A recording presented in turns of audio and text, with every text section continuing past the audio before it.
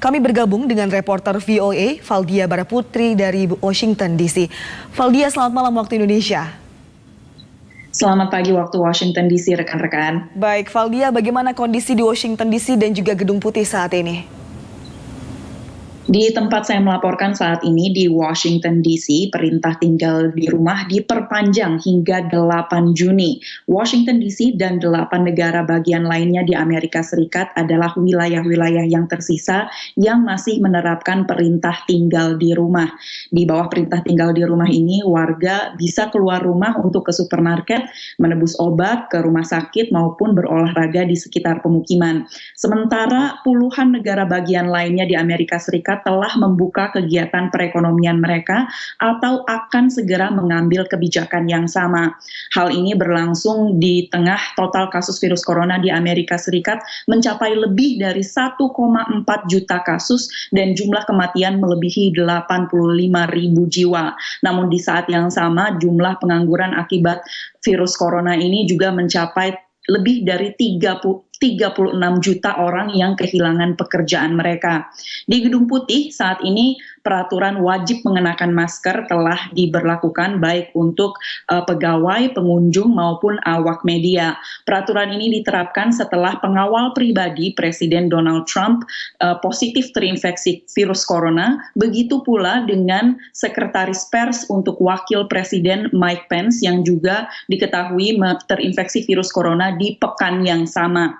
Meski demikian, peraturan wajib mengenakan masker ini telah ditetapkan di Gedung Putih, namun Presiden Trump terlihat tidak mengikutinya. Ia mendapat sorotan karena ia tidak mengenakan masker baik di Gedung Putih maupun pada kunjungan-kunjungan kerjanya ke pabrik-pabrik produsen masker di Amerika Serikat.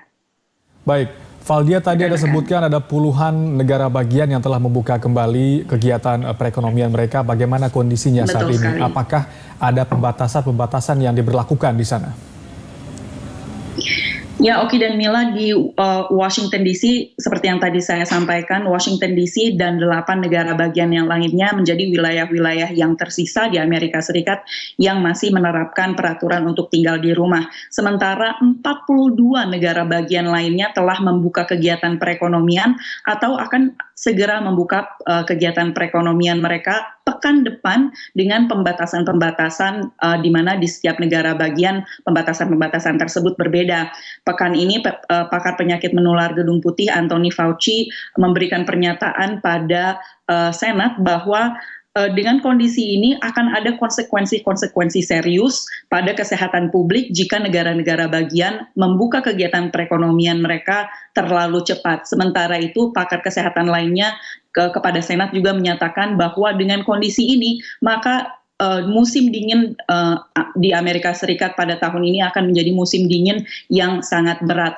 Pernyataan-pernyataan pada para pakar pandemi ini menjadi peringatan karena tidak ada satupun negara-negara bagian yang telah membuka kegiatan perekonomian mereka ini memenuhi syarat yang ditetapkan oleh Gedung Putih sendiri. Gedung Putih menerbitkan pedoman untuk membuka kegiatan perekonomian bagi negara-negara bagian beberapa pekan lalu dengan fase-fase atau pembukaan perekonomian secara bertahap. Namun negara-negara bagian yang telah membuka perekonomian ini tidak memenuhi syarat, bahkan jika kita mengacu pada pedoman yang diterbitkan oleh Gedung Putih. Di berbagai negara bagian bahkan keputusan untuk membuka kegiatan perekonomian ini menjadi keputusan yang bersifat politis. Di Wisconsin misalnya, pekan ini Mahkamah Agung negara bagian Wisconsin ini menyatakan bahwa perintah tinggal di rumah memutuskan bahwa perintah tinggal di rumah yang diberlakukan oleh gubernur negara bagian itu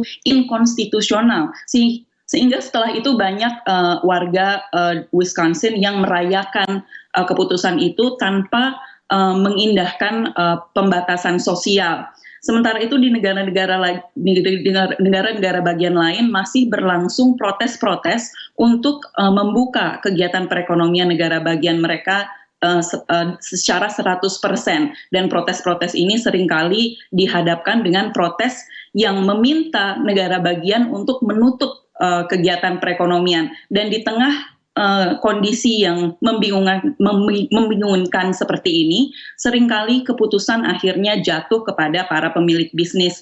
Apakah mereka merasa nyaman untuk membuka kegiatan perekonomian mereka atau membuka bisnis mereka atau tidak, dan apakah mereka akan memberlakukan pembatasan sosial pada fasilitas mereka atau sejauh mana mereka akan melakukan pembatasan sosial pada fasilitas mereka. Rekan-rekan. Baik, Valdia, terima kasih atas informasinya. Stay safe dan selamat bekerja dari rumah. Selamat malam. Selamat malam. Selamat pagi waktu Washington DC, rekan-rekan.